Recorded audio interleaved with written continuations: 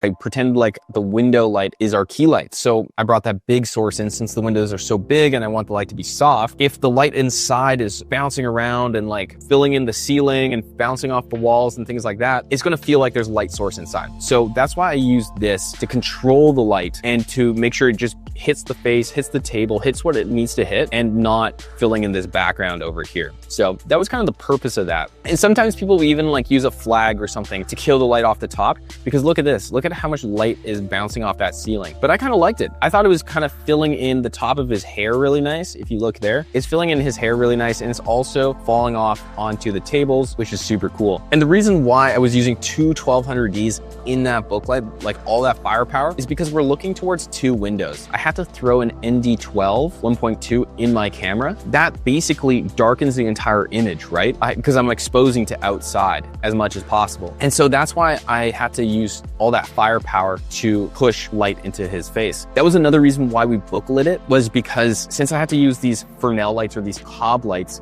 if I just shot them through diffusion, the light quality would be a lot harder, right? Because you'll see the center point of the light. And I didn't have the output of them to have them further back, because if you bring the lights further back away from the diffusion, has more place to spread. But since we don't have that luxury of like having the fall off, like the amount of light output from the light to the character, I decided to bring it closer and just do a book light. And so that would do the same thing, but it gives me more output. And so that's why I chose the book light, and it gave me enough exposure here on his key side. But yeah, that's kind of like how we achieved these couple scenes.